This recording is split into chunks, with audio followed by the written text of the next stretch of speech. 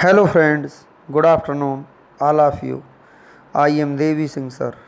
आज फिर आपके लिए लेकर के आए हैं सामान्य ज्ञान ऑफ इंडियन हिस्ट्री। तो इंडियन हिस्ट्री की जो हमारी सीरीज चली हुई है फ्रेंड्स, उसे हम आगे बढ़ाते हुए आज आपको कराएंगे भारत के स्वतंत्रता संघर्ष के जो महत्वपूर्ण तथ्य हैं उनके बारे में हम आज आपको इस वीडियो के माध्यम से बताना चाहेंगे कि भारत ने जो स्वतंत्रता का जो संघर्ष किया था स्वतंत्रता पाने के लिए, उसके विषय में हम आपको यहाँ पूरी अपडेट देना चाहते हैं फ्रेंड्स। यदि वीडियो आपको अच्छा लगे तो आप इसे लाइक करना, शेयर करना और चैनल को सब्सक्राइब कर देना फ्रेंड्स। चलते हैं इन क्वेश्चंस की तरफ। वन लाइनर क्वेश्चंस हैं फ्रेंड्स। सभी लाइनों में से क्वेश्चन बन जाएंगे आपके क्विज के। सभी कॉम्पिटिटिव एग्ज़ाम्स में इंडियन हिस्ट्री पूछी जाती है। ये है आपका पहला अंग्रेजी विरोध संघर्ष सन्यासियों के द्वारा शुरू किया गया था। पहला जो अंग्रेज़ों का जो विद्रोह था, उनके विरोध में जो संघर्ष शुरू किया गया वो सन्यासियों के द्वारा शुरू किया गया। सन्यासी विद्रोह का उल्लेख बंकिम चंद्र चटर्जी के उपन्यास आनंद मठ में किया गया है। 1887 ईस्वी में दादा भाई नौरोजी ने इंग्लैंड में भारतीय सुधार समिति की स्थापना की। 1887 ईस्वी के बाद ब्रिटिश सरकार का रुख कांग्रेस के प्रति कठोर होता चला गया था। डफरिन ने कहा है कि कांग्रेस केवल सूक्ष्मदर्शी अल्पसंख्या का प्रतिनिधित्व करती है। कर्जर ने कहा कांग्रेस अपने पतन की ओर लड़खड़ाती हुई जा रही है। तो जो अंग्रेजी जो सल्तनत थी, उनके ये विचार थे भारतीय कांग्रेस के बारे में शुरुआत में। नेक्स्ट है आपका अरविंद घोष ने कहा कांग्रेस क्षय रोग से मरने ही वाली है। बंकिम चंद्र चटर्जी ने कहा कांग्रेस के लोग पदों के भूखे राजनीतिज्ञ हैं। नौरोजी दत्त एवं वाचा ने धन निकास के सिद्धांत का प्रतिपादन किया। ब्रिटिश हाउस ऑफ कॉमन्स का चुनाव लड़ने वाले सर्वप्रथम भारतीय दादा भाई नौरोजी थे। उन्होंने लिबरल पार्टी के उम्मीदवार के रूप में फरवरी से 1892 ईस्वी तक चुनाव लड़ा।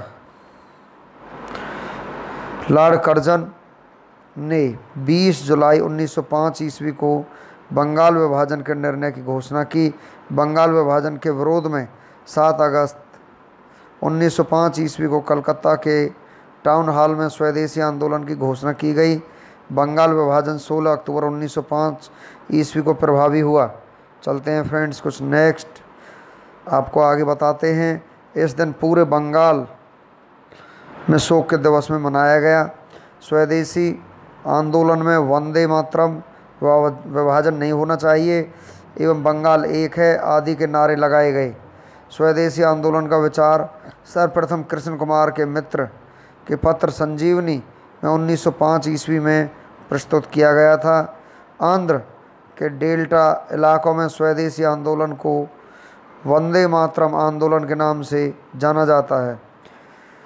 1906 में कलकत्ता में हुए कांग्रेस का अधिवेशन की अध्यक्षता करते हुए दादा भाई नौरोजी ने पहली बार स्वराज्य की मांग प्रस्तुत की। स्वदेशी आंदोलन चलाने के तरीके को लेकर ही कांग्रेस 1907 ईस्वी के सूरत अधिवेशन में उग्रवादी गर्म दल एवं उदारवादी नरम दल 2 धड़ों में बंट गई। इस सम्मेलन की अध्यक्षता रास बिहारी बोस ने की। स्वदेशी आंदोलन के अवसर पर ही रविंद्रनाथ ठाकुर ने अपना प्रसिद्ध गीत आमार सोनार बंगला लिखा। बाद में यही गीत बांग्लादेश का राष्ट्रीय गीत बन गया। नेक्स्ट है फ्रेंड्स, 1893 ईस्वी का वर्ष एक परिवर्तन बिंदु रहा है। 1893 ईस्वी में स्वामी विवेकानंद 1863 से 1902 तक इनका जीवन काल रहा है। अमेरिका के शिकागो नगर पहुँचे। सितंबर 1893 में वहाँ पर हो रहे सर्वधर्म सम्मेलन में पहले ही दिन उन्होंने 2 मिनट बोलने का समय दिया गया था। जैसे ही उन्होंने वक्तव्य का संबोधन अमेरिका के भाइयों और बहनों के साथ शुरू किया, तालियों की गड़गड़ाहट ने न केवल उन्हें बल्कि भारत को विश्व के सर्वोच्च देशों में लाकर खड़ा कर दिया। उन्हें तूफानी हिंदू कहा जाने लगा। फ्रेंड्स, इसी बात को लेकर के संबोधन आज हमारे प्रधानमंत्री नरेंद्र मोदी जी भी करते हैं। 1893 ईस्वी में 14 वर्ष के बाद योगीराज अरविंद घोष 1872 से 1950 की भारत भूमि पर वापसी हुई। 1893 ईस्वी में उन्होंने एक लेखमाला न्यू लैम्प फॉर ओल्ड प्रकाशित किया। 16 नवंबर 1893 ईस्वी को एनी बेसेंट 1847 से 1933 ईस्वी को भारत आई। एनी बेसेंट थी वो 1847 से 1933 तक उनका रहा है यहाँ पर। वे वाराणसी शहर में रहने लगी। उन्होंने भारतीयों से कहा कि मैं हृदय से तुम्हारे साथ हूँ और संस्कृति से भी तुम ही लोगों में से एक हूँ। 1893 में महात्मा गांधी 1869 से 48 तक उनका जीवन काल रहा है। अब्दुल्ला सेठ नामक व्यापारी के मुकदमे में दक्षिण अफ्रीका गए। क्रांतिकारी गतिविधियों के दृष्टि से भी 1893 ईस्वी का वर्ष महत्वपूर्ण है। नासिक में चापेकर बंधुओं ने एक गुप्त संस्था society for the removal of obstacles to the Hindu religion स्थापित की। बाल गंगाधर तिलक पहले कांग्रेसी नेता थे जिन्होंने देश के लिए कई बार जेल की यात्रा की। 1897 में राजद्रोह के आरोप में 18 माह की कारावास हुई। फिर 1908 में राजद्रोह के आरोप में 6 वर्ष की कारावास हुई। 1908 से 1914 तक वर्मा के माडले जेल उन्हें 6 वर्ष काटने पड़े। फ्रेंड्स, प्लेग के समय की ज्यादतियों से प्रभावित होकर पूना के चापेकर बंधुओं दामोदर और बालकृष्ण, जिनको चापेकर बंधु कहा जाता है, ने प्लेग अधिकारी रेड एंड एरस्ट की हत्या कर दी। बंगाल में क्रांतिकारी विचारधारा को वारेंद्र कुमार घोष एवं भूपेंद्र नाथ दत्त ने फैलाया। 1905 ईस्वी में वारेंद्र कुमार घोष ने भवानी मंदिर नाम की एक पुस्तक लिखी जिसमें क्रांतिकारी कार्यों को संगठित करने के लिए केंद्र बनाने के लिए जानकारी दी गई थी। 1906 ईस्वी में इन दोनों ने मिलकर युगांतर नामक समाचार पत्र का प्रकाशन किया। बंगाल में पी मित्रा ने अनुशीलन समिति का गठन किया जिसका उद्देश्य था खून का बदला खून। अनुशीलन समिति की 500 शाखाएं खोली गई। अनुशीलन समिति ने हेमचंद्र दास कानूनगो को पेरिस भेजा जिसने रूसी क्रांतिकारी निकोलस सैफ्रांस्की से बम बनाना सीखा। नेक्स्ट है फ्रेंड्स आपका महाराष्ट्र में विनायक दामोदर सावरकर ने 1904 ईस्वी में अभिनय भारत नामक संस्था स्थापित की। अभिनव भारत संगठन के सदस्य पीएन वापट बम बनाने की कला सीखने के लिए पेरिस गए। महाराष्ट्र में क्रांतिकारी आंदोलन उभारने का श्रेय तिलक के पत्र केसरी मराठी को जाता है। तिलक ने 1893 ईस्वी में गणपति एवं 1895 ईस्वी में शिवाजी उत्सव मनाना प्रारंभ किया। वैलेंटाइन सराले बाल गंगाधर तिलक को भारतीय असंतोष का जनक कहा था। महाराष्ट्र से महत्वपूर्ण क्रांतिकारी पत्र काल का संपादन परांजपे ने किया। नेक्स्ट है फ्रेंड्स प्रफुल्ल चाकी और खुदीराम बोस ने 30 अप्रैल 1908 ईस्वी को मुजफ्फरपुर के जज किंग्सफोर्ड की हत्या का प्रयत्न किया। गलती से बम कनेडी की गाड़ी पर गिरा दिया गया जिससे 2 महिलाओं प्रेंगले की पत्नी और बेटी की मृत्यु हो गई। चाकी ने आत्महत्या कर ली और खुदीराम बोस को लगभग 18 वर्ष की अवस्था में 11 अगस्त 1908 को फांसी दे दी गई। खुदीराम बोस बंगाल के क्रांतिकारियों के युगांतर दल के सक्रिय सदस्य थे।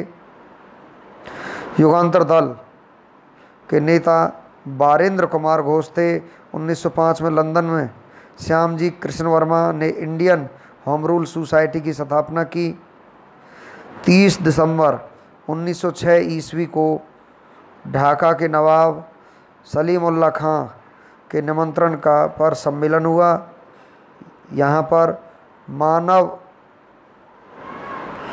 सम्मेलन होने के बाद में जो नवाब वकारुल मुल्क इसके अध्यक्ष बने थे।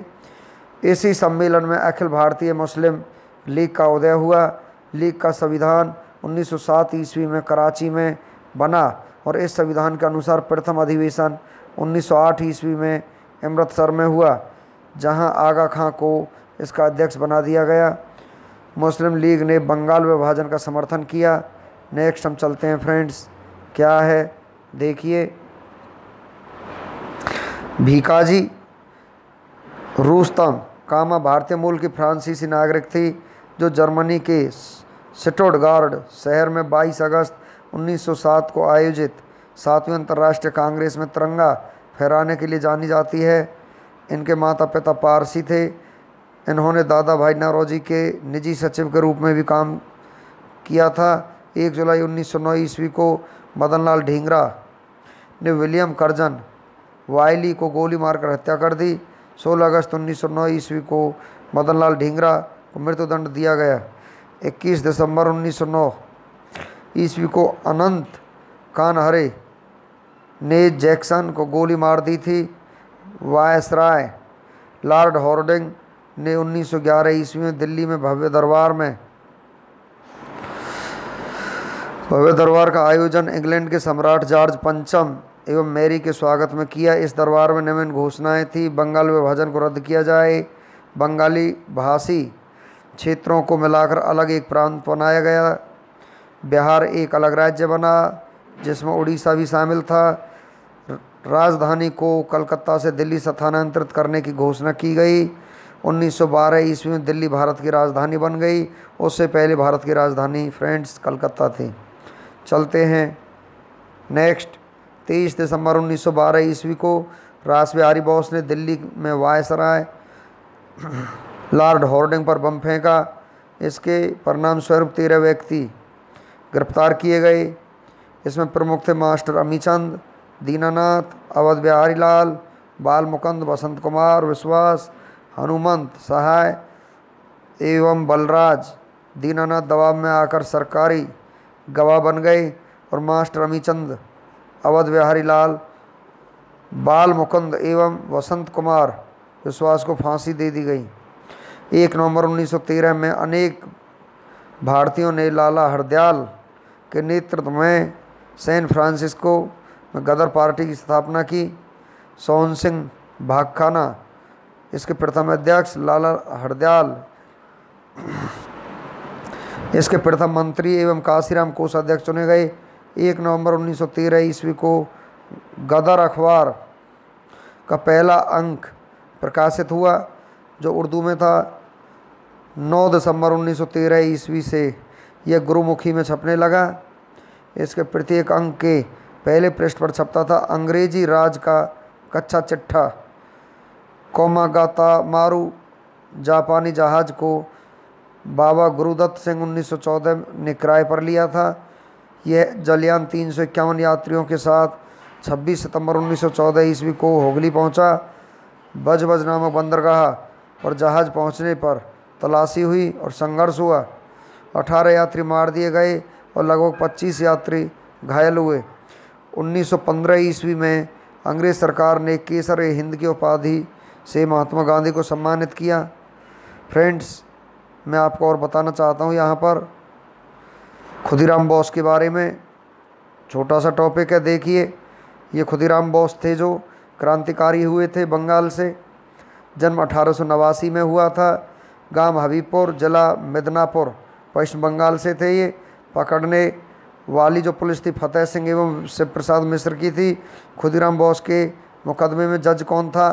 कर्ण डफ था। सरकारी वकील मानुक तथा विनोद थे, विनोद मजूमदार। खुदीराम बोस की ओर से वकील कौन था? कालिदास बोस था। फांसी की तारीख 11 अगस्त 1908। एक हाथ में गीता लेकर खुदीराम बोस को फांसी के तख्ते पर लटका दिया गया था फ्रेंड्स। तो 18 वर्ष की आयु में, मात्र 18 वर्ष की आयु में इनकी फांसी करा दी गई थी फ्रेंड्स अंग्रेज़ों के द्वारा। अब चलते हैं कुछ और इन्फॉर्मेशन के साथ।